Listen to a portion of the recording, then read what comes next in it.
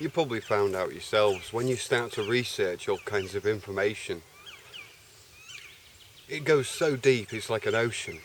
No one can swim to the bottom. You can merely hold your breath and take in that amount of information before you resurface and have to come back to your normal everyday understanding of things.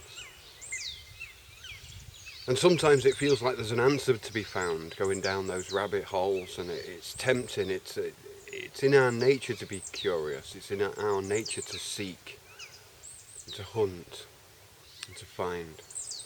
And it's the nature of the mind to try and solve the riddles and puzzles. But most often those riddles and puzzles are set before us to hide the most simplest thing. The simplest power, the simplest force. And when we arrive in such a world full of power and full of mechanisms and devices and machines and things and procedures, it's like magical. It's too big for anyone to understand. So nobody could expect another man to understand anything. And we dig deeper and go down rabbit holes and send ourselves insane. I know it myself. I know it of myself, and I've had the privilege to take the time. I've been self-employed, and I've tried to combine things in my life that all lead towards finding this knowledge. I've studied music and maths and physics and languages and all of these things in my spare time, where others have been pursuing duties and working and looking after other people. And I appreciate that people in the world haven't got the time to answer silly riddles and to read legislation and to understand what legal language is supposed to be. There's more important things to do. There's people to look at. There's life to lead, or to follow, there's life to be lived. And I've seen a lot of people suffering at the mercy of information war, getting pulled into all sorts of superstitious ideas about this or that or the other, or the hidden cults and whatever. And nobody can say. Maybe somebody can say, I don't know. But at the end of the day, it's the way the world is the way the world is, and it's full of everything. And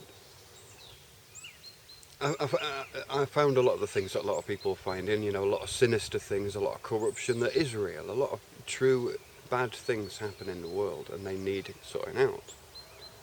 Sometimes we're raising the fist and at nobody.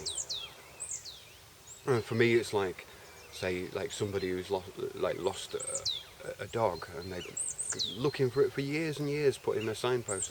That's me looking for an answer, because I knew there must be a remedy, there must be an answer. Because if there's no remedy, if there's no answer to how to determine our own lives in such a society without being treated like wards, like children, like we have no rights, there must be a remedy in society.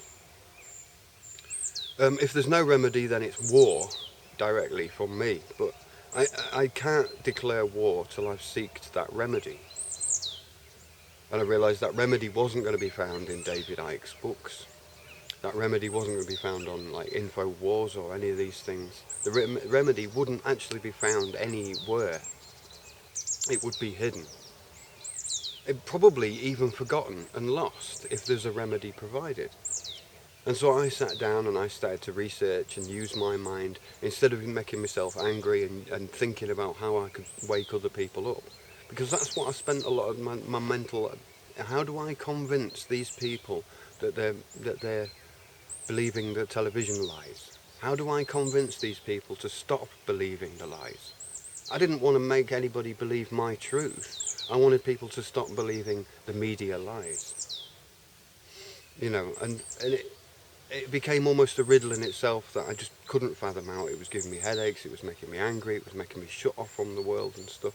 So instead of doing that, I decided, okay, I'll as soon as I start thinking about why won't people wake up, or why can't he understand, why can't she understand, I would then just absorb myself with, I would read like Black's Law Legal Dictionary, and I know it's a little bit dry, or I would read a language dictionary. I've got a Latin dictionary. I'd just look in it, look for a word, or actually the normal English dictionary, a good concise old dictionary that's got, you know, not just a comprehensive one, like, you know, a really proper dictionary, and then to look at the words, just find a word that you like, and then to read the definition, and then to read the words of that definition you don't understand. It's like a way of reading a book, and so I just enjoy doing that, and it's like a journey of words, and that would keep me mind off all of this New World Order conspiracy, wake up sheeple kind of like level.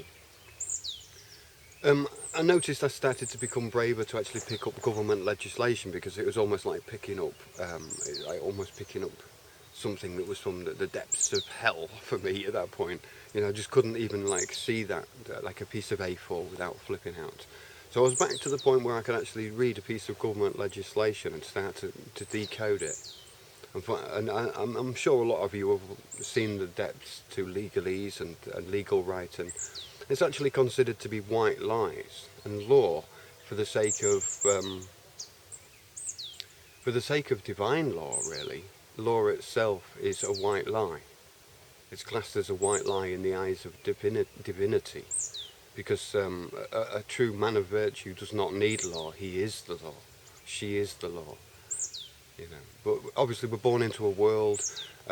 You know, we create these entities called governments and nations and corporations, and they become bigger than the individual and take powers over and everything else.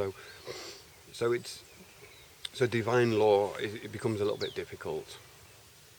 Anyway, I'll just leave it there. But all I'm saying is don't go crazy trying to research stuff to try and find an answer.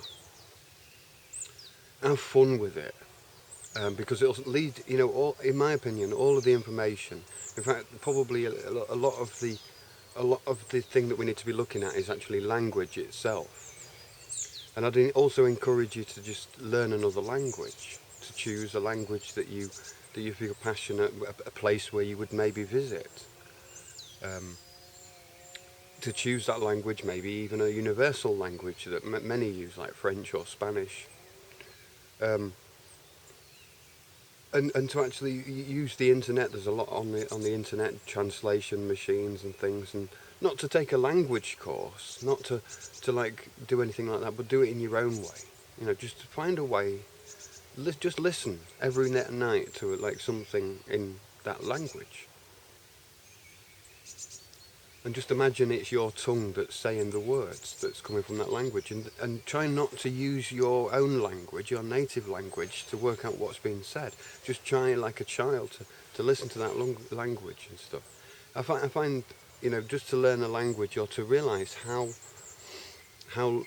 much more there is to know, how small we are or how big we can be, what powers we can take on.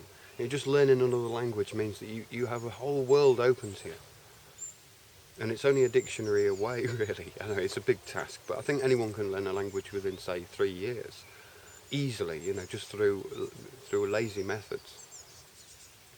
And that, I mean, like within 3 years' time, you'd be able to just go to that country and see a whole new world that you'd never seen before, similar to this one.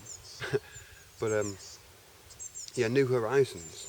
And that way, you know, if you're learning languages and getting interested in other cultures, you're kind of secretly learning about secretly empowering yourself and learning about legislation and words, and because that's the world, you know, the world of bureaucracy is the one that's really making us confused, you know. So learning languages, meeting other people, you know, I think it's great to anyway just go to another country where you don't speak the language, and they accept you and love you. And if you know a few words, they laugh, and if you get the words wrong, they laugh even more.